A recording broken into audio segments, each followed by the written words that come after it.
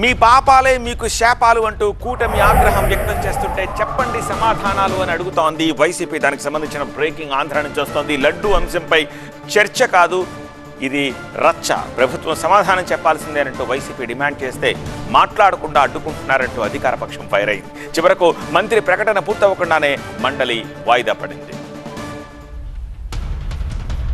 లడ్డూ అంశంపై మండలిలో మంత్రి ఆనం ప్రకటన చేస్తుండగా వైసీపీ నేతలు ఒక్కటే ఆందోళన. రన్నింగ్ కామెంటరీ చేస్తూ మంత్రి ప్రసంగానికి అడ్డు తగిలే ప్రయత్నం చేశారు. వైసీపీ నిరసన మధ్య మంత్రి ఆనం ప్రకటన మొదలుపెట్టారు. టీటీడీ విషయంలో వైసీపీ నేతలు మహాపాపం చేశారని అన్నారు. కల్తీ నెయ్యి కొనుగోలు చేసి దోపిడీకి పాల్పడ్డారని అన్నారు మంత్రి ఆనం రామనారాయణ రెడ్డి. మహాకుట్రలు జరిగింది కాబట్టే వైసీపీకి దేవుడు బుద్ధి చెప్పారని అన్నారు. హిందూ ధర్మానికి తిరుమలకు వ్యతిరేకంగా పడిన కుట్రల వల్లే తిరుమల వెంకటేశ్వర స్వామికి చిరునామం ఉంటుంది అధ్యక్ష.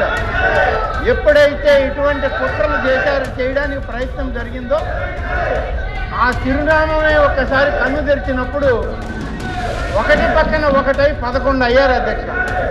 ఇంకా కూడా 11 వీళ్ళకి ఇంకా గుర్తు రావడం లేదు అధ్యక్ష. హిందూ మత విధ్వంసానికి కుట్ర చేశారని అన్నారు మంత్రి ఆనం.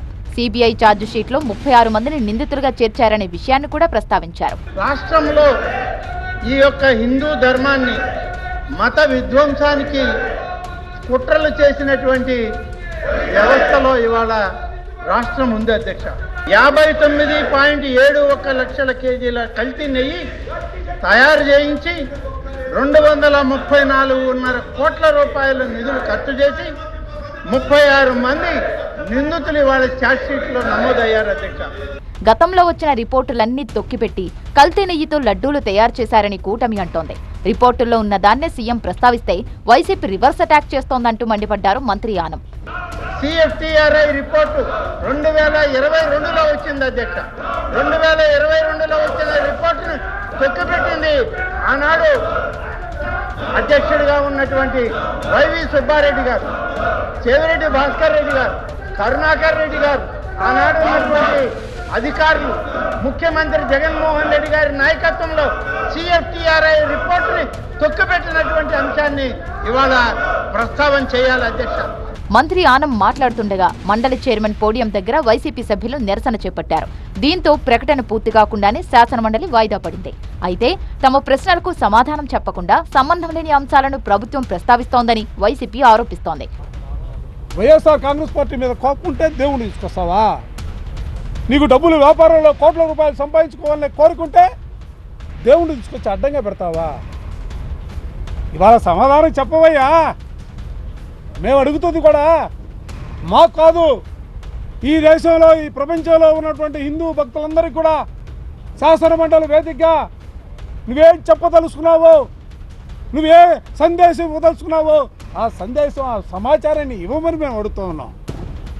ఉద్దేశపూర్వకంగానే వైసీపీ హయాంలో టీటీడీ పవిత్రతను దెబ్బతీశారని మంత్రి అచ్చెన్నాయుడు ఆరోపించారు.